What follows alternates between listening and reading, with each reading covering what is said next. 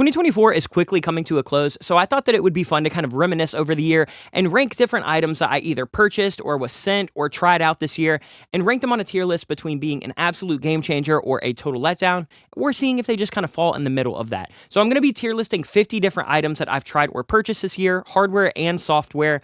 And by the end of the video, I'll let you know what I think is worth it and what I think you might be able to skip going into 2025. So we're going to check all of that out in 1 second. But before we do, my name is Austin. You're watching Make Pop Music. If you like this video, make sure you like, comment, and subscribe. We do videos like this every single Friday at 10 a.m. Eastern Time, so make sure that you don't miss them. Also, a couple quick announcements. We are extending our Black Friday sale to the end of December 8th. So if you want to shop and save 50% off of sample packs, preset packs, MIDI packs, 25% off of courses, if you still want to spend over $50 and get the free Happy Accidents pack, you have between now and the end of December 8th. So don't miss your chance once that sale is up.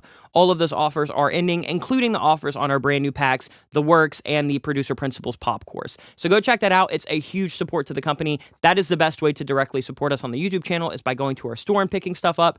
And you might as well do it while you can save some money. The last little thing, I forgot to do a giveaway last week because I had so many announcements, but this week we will do a giveaway. If you want to be entered to win any sample pack, preset pack, or MIDI pack of your choice, all you have to do is leave a comment down below over the weekend. I'll be picking a winner on December 9th, and if you win, you can pick any single free item that you want from our store, and I'll send it to you.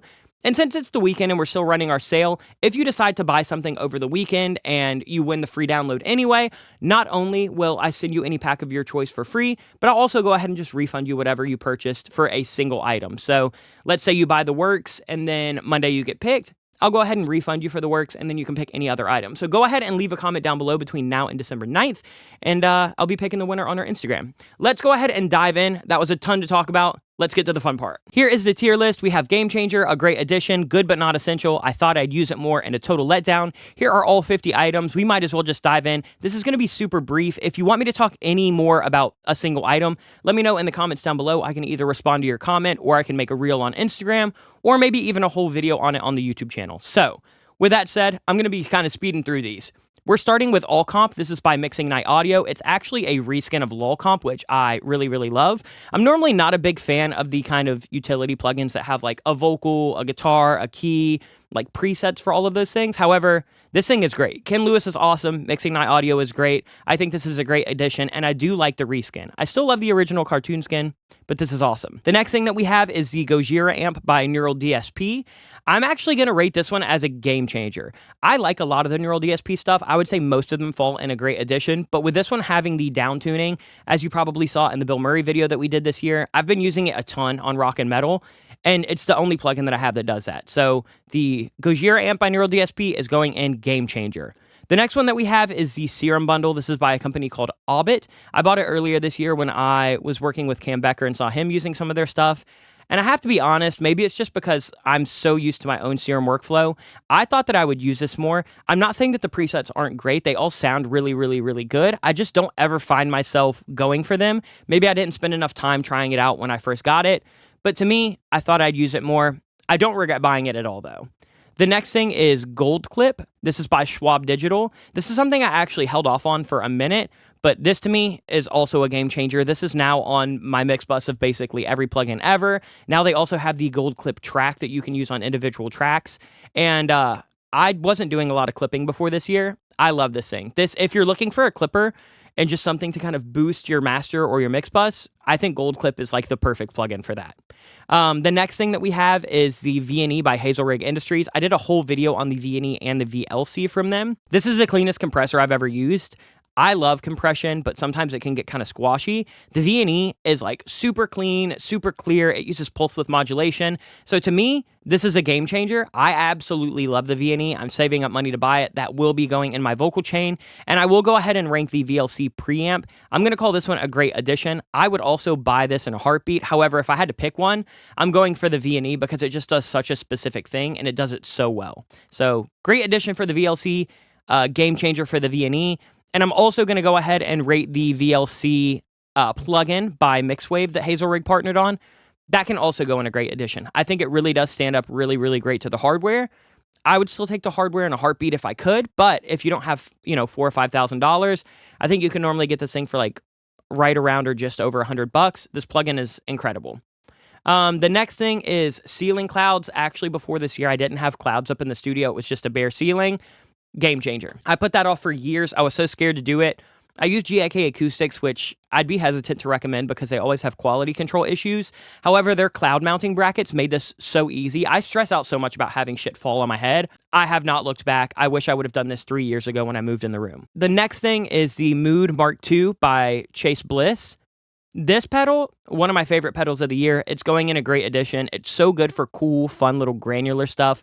I think that the Mood Mark II is my personal favorite that I've tried out of Chase Bliss, which actually leads me on to the next one, Onward. Maybe it's just because I didn't spend enough time with it yet. I still love it. I don't regret buying it at all, but it's going in good but not essential. I think that because of Mood 2 and the other pedals that we'll talk about in a little while, Onward to me does a lot of things that I can kind of replicate in those. And to me, I just haven't fully fallen into the workflow. So for right now, it goes in good but not essential. With that said, I 100% still recommend purchasing it. The next thing is the Moog Subsequent 37. This is going to be so controversial, but I thought that I would use it more. I have it over here on my synth stand. We'll actually talk about that synth stand in just a little while. And it sounds great. All of the patches are amazing. It has the patch editor on the computer. The bass is so big. I just don't find myself using the monophonic synth as much as I would have thought. And a lot of the time, I'll go and I'll use my Juno or I'll even use my Polybrute. And I just find myself not reaching for this as much as I would want. I don't regret buying it at all, especially since they've gone up in price this year. However, maybe it's something that I need to put a little bit more focus on going into next year because I really did think I would use it a lot more. The next thing is the Roland Cloud. I put this one off for a very, very long time. I have so many subscriptions and clouds. I have Arturia. I have the East West. I have literally Plugin Alliance, basically every subscription you could account for. I love Roland. I love all of their hardware and their software. I would say that this is good, but not essential. I think that there are amazing versions of a lot of these synths and drum machines already. So since I already had them, I do use this quite a bit, but I'll just go over to my real Juno, or I'll use the Jupiter from Arturia, or I'll just download 808 samples rather than going into their 808 machine. So it's great. I think everything in there is top quality, but there's a lot of other stuff on the market that I think can kind of replicate that. So good, not essential. The next thing is the Soundtech kind of mastering equalizer. This is by Metric Halo and Make Believe. That's going in a game changer for me. I've never really been one to do a lot of EQ on my master bus, and that's kind of changed it. I'm really picky about master bus processing, and the Soundtech, just as soon as I tried it, fit right in. It is by far my favorite for doing any mix bus or master bus EQ. So if you're looking for a really, really, really good mastering grade EQ, that thing is incredible. It is kind of pricey, but when you consider that the real unit's like $8,000 or something like that, it doesn't seem that bad. The next one that we have is actually the Arturia keyboard that is right in front of me. This is the Keylab. I believe it's the Mark III. Arturia sent it over to me earlier this year. I love this thing. It is my favorite MIDI keyboard that I have and that I've used. I'm putting this in a great edition. It's not a game changer. I feel like a lot of MIDI keyboards kind of do very, very similar things, but I think that the keys feel great on this. The knobs feel great. It's really integrated with Arturia software that I use a ton. So I'm going to put that in a great edition.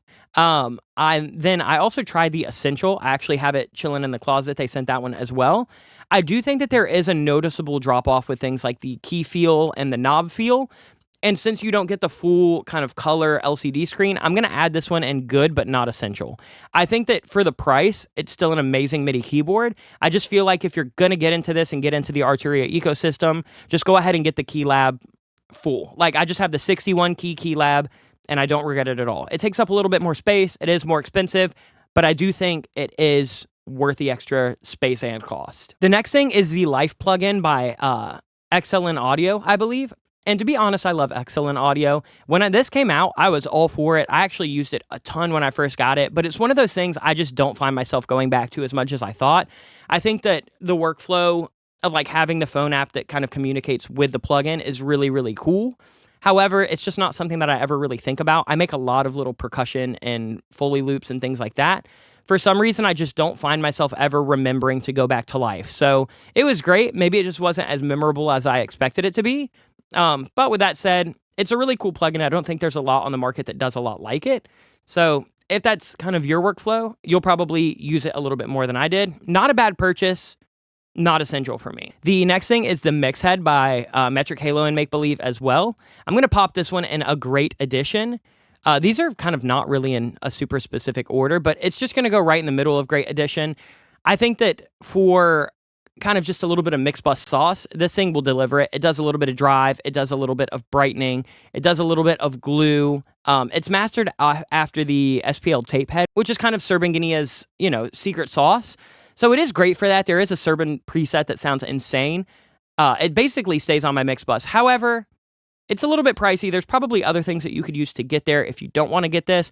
I think it's a great addition. I think it's well worth the money. But I'm trying to make sure that game changers are for things that really, really, if I lost them, I'd be upset about. With that said, I kind of feel the same about the Neumann NDH30s. Neumann sent these over for me to try this year. I love Neumann. I love everybody that I've talked to at Neumann. These headphones are great. If you like a super mid-range forward, kind of softer, darker headphone, I think the Neumann NDH30s are the perfect headphone. They are open back, so they're great for mixing.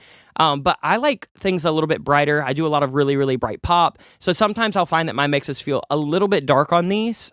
I think, since we're talking about headphones, I'll go ahead and compare. I'm trying out the DT 1990 Pro Mark IIs that they just released from Beyerdynamic. Those to me are a game changer. They're my favorite headphones I've ever used for mixing. They're bright, they're open, the soundstage is super wide, the mid-range is super punchy and clear. They remind me a lot of my ATCs or some PMCs, where I think the Neumanns are a little bit darker. They're a little bit more mid-forward. They feel a little bit more like an Amphion, maybe a little bit more like an Ex Machina. Just different tones. My ears prefer the 1990s, but I can't say that they're objectively a better headphone than the Neumann. It's just kind of change. And then to go along, we'll go ahead and rank the last set of headphones. It is the DT 1770s. So basically the closed back version of the 1990s. These are great. I'm using these for all of my vocal tracking. I'm using these for all of my, listening in loud environments that I don't want sound to seep in and out of. They are great. Before the 1770s, I was using the 770s by Beyerdynamic, and I have to say when they sent these over, I think that they are a significant upgrade. Granted, they're over twice the price, but the Mark IIs are fantastic. If you're looking for good open and closed back headphones, these would be my first recommendations, and if you like something darker, go with the Neumanns. The next thing that I have is the Opto Comp by AudioScape. This is actually a hardware unit, obviously inspired by an LA2A. To me, this is a great addition. I've been adding a little bit of hardware. I run everything through it. The vocal that I'm doing right now is running through it. So I like opto compression. I use it on basically every vocal and every bass that I ever track. And just having it as a hardware kind of lets me use less in the DAW, get things a little bit more right at the source. This is a great addition, and it's priced really, really fair. I think the Teletronics, universal audio unit is $4 or $5 grand. I think this thing was just over $1,000. So if you're looking for a good LA2A replacement, go with the AudioScape one. Let's go ahead and let's just talk about some guitars because I see 3 right here. The first one is a 12-string Guild guitar. So I really wanted to get a 12-string after listening to some songs this year that had it. And as soon as I got this, it actually came from Sweetwater and it came damaged. It had a bunch of the laminate peeling off. And even when I played it, I did not like the sound of it. I felt like the neck felt really, really weird. The build quality was terrible. This to me was a total letdown. This guitar was about $500-$600. And as soon as I got it, I was like, this feels cheap. It came in really, really bad shape. I ended up returning it immediately. And then that was actually when I got introduced to Guitar Center Pro. So when I bought a replacement, I was talking to Robert at Guitar Center, who is my rep, and he was basically like, hey, try out the Yamaha. It's almost half the price. I think the Yamaha's $300 or something like that. And he's like, it plays well above its weight class. And I tried this thing. This is amazing. It was a game changer for me. I'm throwing 12-string on everything right now. So for $250, $300 less than the Guild, I think it plays better. I think it sounds better. I think it's made better. Guitar Center, maybe it was just bad luck with FedEx, but the package came in much, much, much better shape. So if you're going to get a 12-string, I think save the money. Don't bother with this one. Go ahead and get the full kind of dreadnought, no cutout Yamaha. I think you won't regret a thing. It sounds incredible. And to be so inexpensive, it sounds huge. Let's go ahead and talk about the last guitar while we're already here. This is the Jack Antonoff Signature Gretsch. As soon as it came out, I bought it. I knew that they were going to fly off the shelves.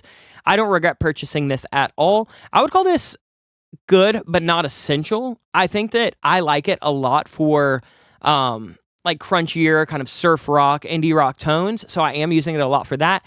It's definitely not replacing my Strat as kind of my go-to first thing that I pick up. So this is going in good, but not essential. I would buy it 100 times over. I would recommend it to anybody who can get their hands on one. But for me, it's not something that I'm going to use in every single session, basically, so I'm not putting it in a great edition. Let's move on to another plugin. This is MBSI. This is also by Metric Halo. If you can't tell, I got really into the kind of Metric Halo make-believe ecosystem this year. Everybody at the company is so sweet and so nice. I bought a lot of these with my own money, but when I tried out MBSI, I'm not a big channel strip person. Like, I don't use a lot of like console channel strip plugins. This thing, insane. By far my favorite kind of console channel strip emulation. It's modeled after like a really obscure board that a ton of hits were done on. I think like the Eagles were done on it. I think some Beatles were done on it. It's incredible. I use it on every acoustic guitar. I use it on tons of drum buses. If you're looking for a really cool channel strip that's not just a typical Neve or SSL, go check out the MBSI by Make Believe. It is absolutely incredible. The next thing that I got this year was actually a new stand for all of my synths. So I was using a 2-tier stand, and when I got the Moog, I was like, I need something with a 3rd tier, but I couldn't add on to my stand. And then I saw Andrew Masters do a video where he partnered with Black Panther Systems, and they make like fully customizable, fully modular keyboard units. So you can get a single tier, a double tier, 3-tier. You can add a laptop stand. You can add a small keyboard stand. That thing to me, it sounds crazy, but this has been a game changer. It takes up the perfect amount of space in my studio. The build quality is absolutely incredible. It was not difficult at all to assemble. Black Panther was super kind when I was dealing with them. So if you're looking for a keyboard stand, this is by far the best one on the market that I've ever tried. It's way better than On Stage. It's way better than, I think, the other companies like K&H or something that I've tried. It's way better than like any of the store brands that you would see at like a Sweetwater or a Guitar Center. This is great. I would buy it in a heartbeat. If you are looking for a good quality synth stand, go to Black Panther Systems. I think that they're the best on the market. And because they're so modular, they're insane. I will always have their stands now for my synths. The next thing is the Newton channel strip. This is by Rupert Neve Designs. I was looking for another preamp this year just for like a different flavor, and I ended up trying this out. It has the red and blue silk buttons. It has some EQ happening. It has a little bit of compression. This is amazing. I use this so much now. It's become my go-to preamp. Before that, I was using the Heritage HA81A a ton. I'm popping this in great edition. It wasn't a game changer. It didn't like monumentally transform my productions or my vocal mix or anything, but it's so clean. It's pretty transparent actually for a pre. And then when you start driving the silk and you start messing with its EQ, like the 16K on it is so sizzly. This is great. I think it's like right around $2,000. And in my opinion, it's probably the best channel strip that you'll get under that price point. So if you're looking for a really good channel strip for vocals, guitar DI, bass, anything like that, I think this is incredible. Let's go ahead and let's talk about this. This is a plugin called SR88. I think it's by Audio Things or something like that. I tried it this year because I was like trying out a bunch of drum machines and just trying to get more of like a vintage vibe. I hated this thing. As soon as I bought it, I was like, I don't like the sounds in it. I don't like, the plugin was like super wonky. The interface was super weird. For me, it wasn't an expensive purchase. It was maybe like 50, 60 bucks or something like that. But that was one that I instantly knew as soon as I downloaded it. I was like, yeah, this is not awesome. So if you're looking for it, I think that you could probably get a better version of that in like the Roland Cloud, or honestly just like free samples that you could find online. So that's a total skip for me. Another soft synth that I tried this year was Sky Keys. I got tons of ads for this, and I'm always really hesitant when I'm just like fed ads over and over and over and over. But everybody on the YouTube channel told me to try this, so I tried it. And I think that this thing is awesome. I think that this is right at the top of good but not essential. I have tons of plugins. I have Omnisphere, I have Serum, I have all of the cloud bundles. So to me, there wasn't a ton of sounds that I couldn't get in other things. However, if you're looking for one plugin that you can just pull up and every sound in it is amazing, I think Sky Keys does that really well. I think especially when they run a sale, the pricing is absolutely great. For me, I just have so many options. This is not something that instantly goes to the top of my list.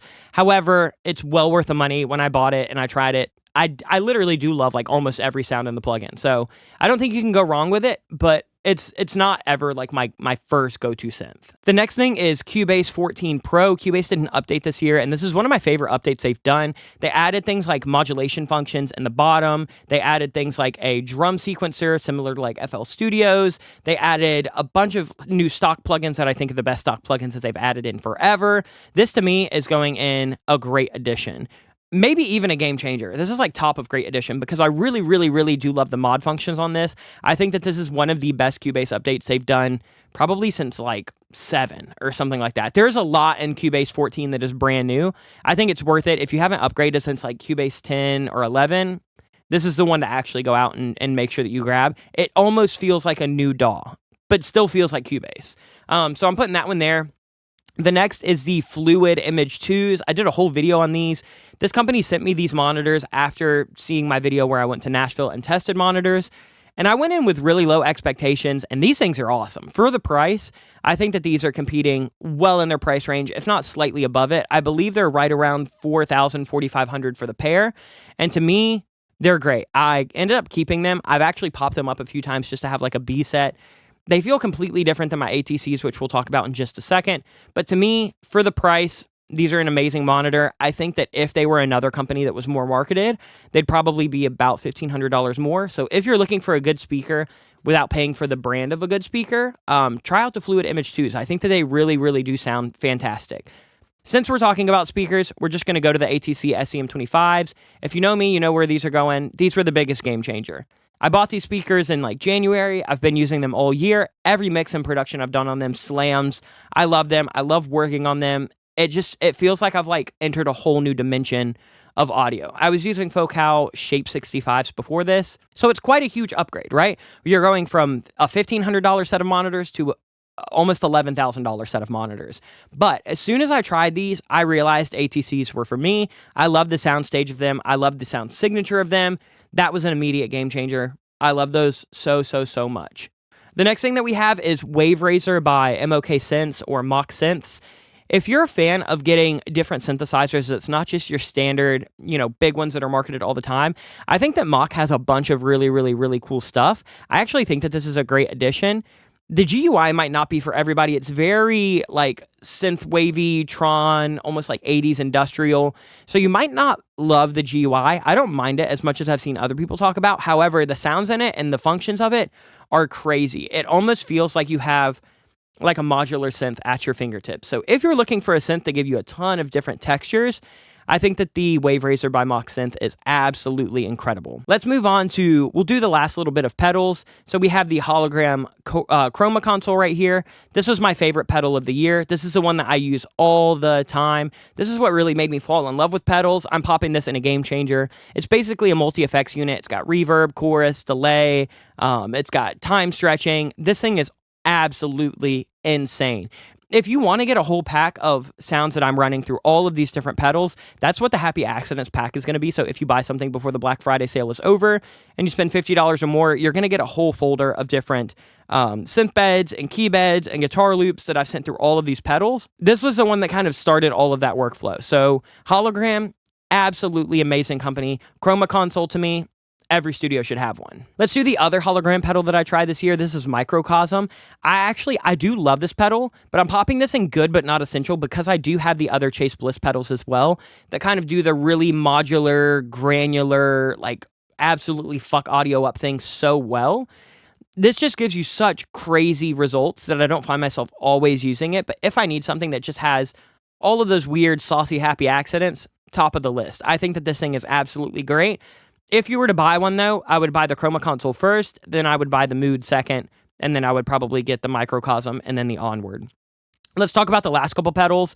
These are much less sound design pedals and much more traditional pedals, but I have the Emperor Vibrato Chorus. This is by JHS. I wanted a good chorus to have for guitar and for synths and stuff like that. The Emperor is amazing. It is beautiful. It sounds so good. The fast modulation sounds good. The slow modulation sounds good. And JHS pedals are just incredible for their price. I think that this is such a fire pedal, and I would recommend it in a heartbeat. And to go along with that, this is the JHS Colorbox V2. They actually sent me this to try out before it actually came out. And this thing is also a great addition. It's essentially like a Neve 1073 in a pedal. So it's an EQ, it's a preamp, you can drive it and you can get crunchy broken up tones, you can pull it back and you can get really dark filtered tones. I've been using this on a ton of different guitar and synths.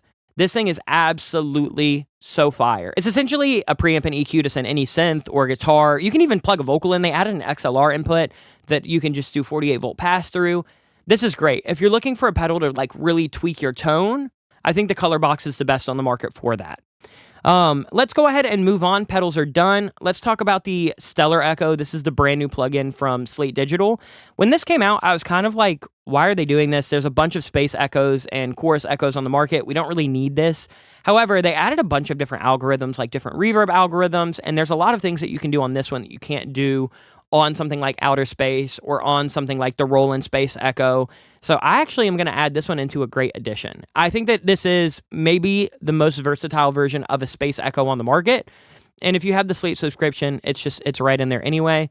The Space Echo is something that I think every producer should try using. It's such a cool effect, and I think now a lot more people will have access to it. So I'll pop it in Great Edition, even though I was a little bit skeptical at first. The next thing is Kick 3. This is by Sonic Academy. I love Kick 2. I've used it all the time. I've made hundreds, if not thousands, of kicks in Kick 2. Kick 3 is a great kind of step up from that. I think that the algorithms are even better. There's, more plugins and more sounds that you can make with it. However, designing kicks is kind of a process. So if you like that, if you like designing your own kicks, I think that this is a great addition. If you're a person that just likes having a kick really quick and just scrolling through a pack and being like, that's the one, I would say it's good but not essential, because it does take a little bit of time to actually make your own sounds. So since I make a lot of samples and since I like making my own, I'm going to pop it in a Great Edition. If you're somebody that you just want to pick sounds, I think it's going to be a little bit complicated for you. It'll probably go to one of these categories. The next thing is the Moog filter kind of pedal bundle that they did. I'm actually putting this in. I thought I'd use it more. I love Moog as a company. It doesn't look like that between this, but I promise you, I love Moog stuff. I just also don't find myself reaching for these a ton. I bought them, I want to say earlier this year, and I've only used them a few times. There's phasers and filters and distortions, and I just don't find myself going for it that much. I think there's other plugins that do similar things that I'll grab more, like Transit 2. I think Transit 2 has a lot of the modular functions that these pedals would give you, and you could do these weird routing things, but Transit 2 to me is a Great Edition. Transit 2 is going top of Great Edition, actually. This plugin is insane. I did a whole video about it. It's kind of my favorite version of a shaper box, effects modulator, one of those modular plugins that you can drag a bunch of things, have things filter in, sidechain it to it. Transit 2 by Baby Audio, absolutely incredible. Baby Audio and Andrew Huang really, really, really knocked it out of the park with that. One of my favorite plugins of the year. Go check it out. I love Transit 1. This is a way better update to that. Let's move on. This is the SPL Big. This also just came out. I actually don't like this at all. I thought that I was going to love it. I saw Colt Caparoon talking about it. I know that he uses the hardware. I was really, really, really excited to try it, and as soon as I put it on, it is just not for me. I don't know if it sounds completely different from the hardware. I don't know if it's just something that doesn't click with my workflow, but I did not like the sound of it at all. To me, I don't know. To me, it's just not something that it's probably ever going to end up on a mix for me. The next thing is my Sony C800G. You would think that I'm going to pop this in a Game Changer, but I think it's a great addition.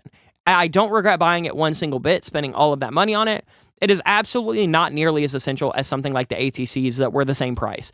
ATCs, I'm using them every single day for the entirety of the mix. If you have $10,000 to spend, I'm buying these before the C800 all day, every day. However, this has become my new go-to mic. It will be my go-to mic probably for the next 40 years. I don't regret buying it at all, but to be a game changer, I feel like it has to transform my workflow in somehow. And to me, it's just a really, really good vocal going in. I had the Latin Eden before then, and I still use that all the time as well. So to me, it wasn't a monumental upgrade between having a pretty kind of whatever mic and then a C800. I had a mic that I knew and loved and used all the time for years, and then I moved up to the C800. So to me, it's a great addition. It didn't really change anything. It wasn't life changing. So we'll put it at top of Great Edition.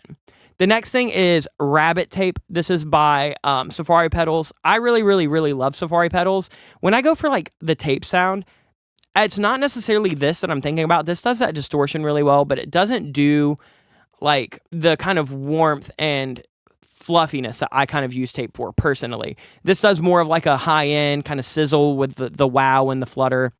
So to me, I actually thought that I would use this more. I use a bunch of Safari pedals. I love the Flamingo Verb. I love the Yak Delay. I love the Lion Master.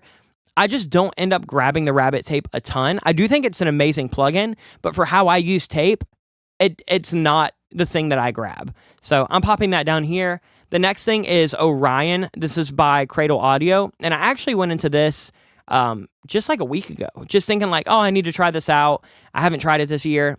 This is insane. I went in not expecting an insane amount. I love Cradle Audio, but I was just like, we'll see. I love Jason Joshua. I just don't know if this is going to fit with my mix buses because I do so many different genres. Absolutely not. This thing is nuts. This is probably in my top 3 or 4 plugins that I've tried all year. This is wild. It instantly made my drums sound huge. It instantly put them to the front of the mix. I actually started saving headroom. It's insane. If you're finding it hard to get your drums really forward in a mix without crushing your limiter, try Orion. It is CPU heavy. It is kind of pricey. It's well worth it. Speaking of drums, we have the Luke Holland kit. This is by Mixwave. That's going in a game changer. It is by far... No. All right, we're back. Sorry, I went backwards and then I had to basically redo everything. So we're back. I'm talking about the Mixwave Luke Holland kit. To me, this kit is everything that I want when I'm using a kit for pop and pop rock. This thing just sounds incredible. Big shout out to Cam Becker for putting me onto this, especially with all the Knox records. If I'm doing a pop punk record or a radio rock record, it's the first thing that I go for. It's by far my favorite. The second one that I tried from them is the Gojira kit. I think that this also sounds incredible. I end up grabbing the Luke Holland one more. So to me, I'm going to put this in good but not essential. If you were to pick one, it just depends on what kind of music you make. I'd pick the Luke Holland first, and then I'm still glad that I have this, but you don't have to have both. I think with all the tuning options that you have, if you don't need all the extra cymbals and stuff, the Luke Holland kit just has a magic to it for me. The next thing is Infinity Access. This is by Nest Acoustics. You've probably seen some of their stuff on Instagram. Absolutely incredible sound design. This is like a $40 pack that is lifetime access that gets updates all the time. To me, these are Serum presets that I actually use a ton. So I'm going to pop these in a great addition. The lifetime access thing is such a cool idea. So big shout out to Nest for doing that. If you want it, I think that they sound fantastic. The next thing is the Z&H 1178. So this is a company out of China. They hand make all of their units. They are super fire. I had a long talk with them and they sent me over this unit to try. As you know, I love 1176s. This is essentially an 1176, but it has 2 of them. So it's stereo, and you can do mid-side, you can do each side independently, you can do left and right split, you can do a channel link, you can do all buttons in, there's a mix knob. It is literally everything you could ever want in an 1176 times 2. So to me, this is going in a game changer. This is a piece of hardware that I am so excited to redo my rack so it can be permanently in there. This to me, incredible. I think it's like $1,600. So to basically get 2 1176s with a channel link, with mid-side options, with mix knobs for under $2,000, bananas. Z&H is doing really cool things. They are made in China, but they are made in their own factory, so it's not like they're outsourcing there, I think, to save massive costs. The designs are all done in the UK, so the company's kind of split between UK and China. It's a really cool company. I plan on trying a lot more of their stuff in 2025, and I actually want to do a full video on this. So if you want to see the video on the 1178, let me know. This thing is bananas. And then the last one is the Austin Davis kit. This is a kit that I got after seeing the band Camino. I was really looking for like big, almost worshipy rock drums. This is a great addition. It is a little bit pricey, but you get a lot in it.